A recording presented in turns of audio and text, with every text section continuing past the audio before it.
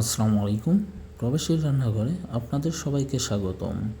আবারও হাজির হয়ে গেলাম নতুন একটা রেসিপি নিয়ে। আজকের রেসিপি হচ্ছে রুই মাছ দিয়ে ফুলকপির ঝোল।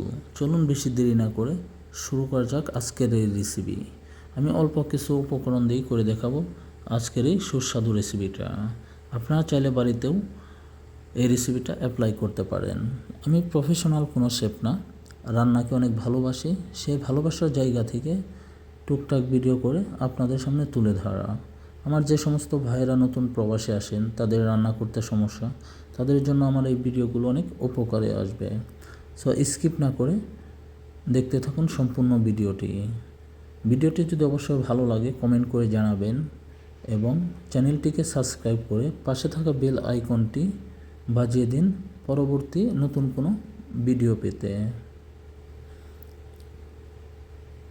চলুন বেশি দেরি না করে শুরু করা যাক আজকের এই রেসিপি। এই রেসিপিটা করার জন্য আমি কি ভেজিটেবল নিয়ে নিয়েছি সেটাই আমি তুলে ধরব আপনাদের সামনে।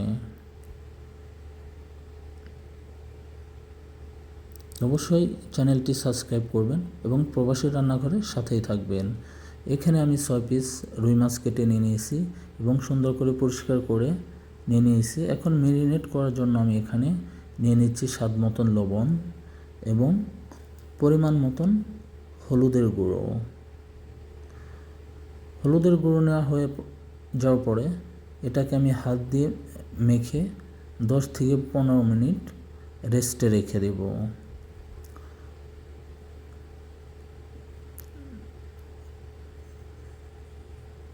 মাখা হয়ে গেলে 10 থেকে 15 মিনিট রেস্টের জন্য আমি এটাকে রেখে দেব। সেই ফাঁকে আমি কেটে নিয়ে নিলাম 4 পিস মাঝারি সাইজের আলু। এরকম স্লাইস করে কেটে নিয়েছি এবং এটাকে পরিষ্কার করে আমি পানির মধ্যে রেখে দিয়েছি, কারণ যাতে আলুটা কালো না হয়ে যায়। এরপর আমি কেটে নিয়ে নিচ্ছি মিডিয়াম সাইজের একটি ফুলকপি। এটাকে ভালো করে ধুয়ে আমি পানির মধ্যে সামান্য পরিমাণ লবণ দিয়ে রেখে দেব। যদি ভিতরে পোকা থাকে সেটা বের হয়ে যাবে। এই ফাঁকে আমি নিয়ে নিলাম 2টা মাঝারি সাইজের পেঁয়াজ কুচি করে স্লাইস করে পাতলা পাতলা স্লাইস করে কেটে নিয়েছি। সেই সাথে 8 থেকে 10 পিস কাঁচামরিচও নিয়ে নিছি। এখন আমি গ্যাসের উপরে একটা কড়াই নিয়ে নিলাম এবং গ্যাসটা অন করে দিচ্ছি। অপেক্ষা করব কড়াইটা গরম হওয়ার আগ পর্যন্ত। কড়াইটা আমার গরম হয়ে গেছে। এখন আমি এখানে পরিমাণ মতন তেল ঢেলে দিচ্ছি। তেল ঢালার পরে আমি এটা অপেক্ষা করব তেলটা গরম হওয়ার আগ পর্যন্ত। তেলটা আমার প্রায় গরম হয়ে গেছে। এ সময় গ্যাসের ভলিউমটা মিডিয়াম রাখতে হবে। এক এক করে আমি সবগুলো মাছ দিয়ে দিচ্ছি এবং এটাকে এক পাশ আমি লালচে করে ভেজে নেব। গ্যাসের ভলিউমটা অবশ্যই কিন্তু আপনাদের মিডিয়াম রাখতে হবে। এক পিঠ লালচে করে ভাজা হয়ে গেছে। এখন আমি এটাকে অপর পিঠ ভাজার জন্য উল্টে দিচ্ছি। হ্যাঁ, আমার দুপাশে লালচে করে ভাজা হয়ে গেছে। এখন আমি এটাকে একটা হাতা দিয়ে উঠিয়ে অন্য একটি পাত্রে রেখে দেব। সবগুলো মাছ এইভাবে আমি উঠিয়ে অন্য একটি পাত্রে রেখে দেব এবং এই তেলে ভাজা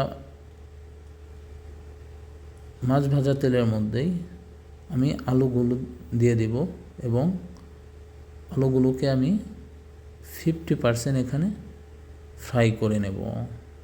এরপর আলুগুলো দিয়ে দিলাম। গ্যাসের ভলিউমটা অবশ্যই মিডিয়াম রাখতে হবে এবং কালারের জন্য আমি এখানে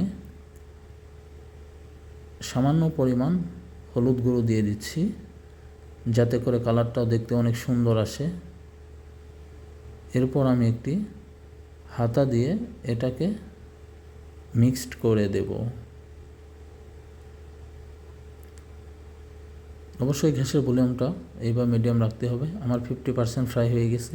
এখন আমি হাতা দিয়ে সবগুলো আলু উঠিয়ে নিচ্ছি। সেই একই তেলের মধ্যে আমি এখন কেটে রাখা ফুলকপিগুলো ভেজে নেব। আমার ফুলকপিগুলো ভাজা হয়ে গেছে। একটা হাতা দিয়ে আমি ফুলকপিগুলোকে উঠিয়ে নিচ্ছি এবং অন্য একটি পাত্রে রেখে দিচ্ছি। এরপর আমি দিয়ে দিলাম কেটে রাখা পেঁয়াজ এবং মরিচ। গ্যাসের ভলিউমটা কিন্তু অবশ্যই মিডিয়াম করে রাখতে হবে আপনাদের। তারপর আমি একটা খুন্তি দিয়ে এটাকে মিক্সড করে দিয়েছি। গ্যাসের ভলিউমটাও মিডিয়াম করে দিলাম। এরপর আমি এখন দিয়ে দেব এখানে স্বাদ মতন লবণ। এরপর আমি মিক্সড করে নিলাম। আগে থেকে আমি আদা রসুন ব্লেন্ড করে রেখেছিলাম, পুরোটুকুই দিয়ে দিচ্ছি। মিনিমাম 2 থেকে 3 চামচ হবে। আমি সব রান্নাতেই আদা রসুন ব্যবহার করি, কারণ টেস্টটা অনেক ভালো আসে।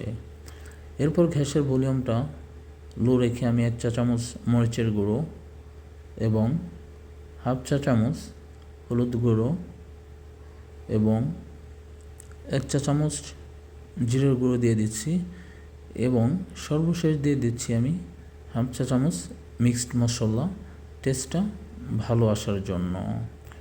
সবগুলো উপকরণ দেওয়া হয়ে গেলে এখন আমি ভালো করে মিক্সড করে নিচ্ছি যেন নিচে লেগে না যায়। এরপর দিয়ে দিলাম আমি পরিমাণ মতন পানি দিয়ে আমি গ্যাসের ভলিউমটা মিডিয়াম করে এটাকে মিক্সড করে নিচ্ছি। অপেক্ষা করব পানিটা শুকিয়ে তেলটা উপরে চলে আসার আগ পর্যন্ত। দেখতেই পাচ্ছেন পানিটা শুকিয়ে তেলটা উপরে চলে আসছে। এখন আমি ভেজে রাখা আলু এবং ফুলকপি দিয়ে আরেকবার মিক্সড করে দিচ্ছি। গ্যাসের ভলিউমটা এ সময় অবশ্যই মিডিয়াম রাখতে হবে এবং ধৈর্য ধরে এটাকে 15 মিনিট কুক করে নিতে হবে। 15 মিনিট কুক করার জন্য আমি একটি ঢাকা দিয়ে এটাকে ঢেকে গ্যাসের ভলিউমটা মিডিয়াম করে দিলাম। চলে আসলাম 15 মিনিট পর। দেখতেই পাচ্ছেন আমার এটা প্রায় 70% কুক হয়ে গেছে। একটি হাতা দিয়ে আবারও উল্টিয়ে দিচ্ছি যাতে এটা নিচে লেগে না যায় এবং আমার আলু এখানে প্রায় 70% কুক হয়ে গেছে। এখন 100% কুক করার জন্য আমি এখানে পরিমাণ মতন পানি দিয়ে দেব। হ্যাঁ, আপনারা পরিমাণ মতন পানি দিয়ে দিবেন যেরকমটা আপনারা গ্রেভিটা ঘন রাখতে চান। এরপর গ্যাসের ভলিউমটা হাই করে এটাকে আমি আরেকবার জন্য মিক্সড করে দিচ্ছি যেন নিচে বসে না যায়। এরপর দিয়ে দিচ্ছি ভেজে রাখা মাছগুলো। এক এক করে ভেজে রাখা মাছগুলো দিয়ে আমি আবারও ঢেকে এটাকে 15 মিনিট কুক করে নেব। চলে আসলাম 15 মিনিট পর। দেখতেই পাচ্ছেন আমার 100% কুক হয়ে গেছে এবং গার্নিশের জন্য আমি এখানে ধনিয়া পাতা দিয়ে দিচ্ছি। ধনিয়া পাতা দেওয়া হয়ে গেলে একটি ঢাকা দিয়ে ঢেকে আমি 5 মিনিট রেস্টে রেখে দেব, গ্যাসের ভলিউমটা একদম লো করে। চলে আসলাম 5 মিনিট পর। দেখতেই পাচ্ছেন গ্রেভিটাও কতটা ঘন হয়েছে, দেখতে অনেক সুস্বাদু। অবশ্যই ভিডিওটা যদি ভালো লাগে পাশে থাকবেন, লাইক, কমেন্ট এবং চ্যানেলটি সাবস্ক্রাইব করবেন। অল্প কিছু উপকরণ দিই করে দেখলাম আজকের এই রেসিপি। আপনারা চাইলে বাড়িতেও এই রেসিপিটা অ্যাপ্লাই করতে পারেন। অবশ্যই টেস্টের কোনো রকম কমতে হবে না। ভালো থাকবেন, সুস্থ থাকবেন।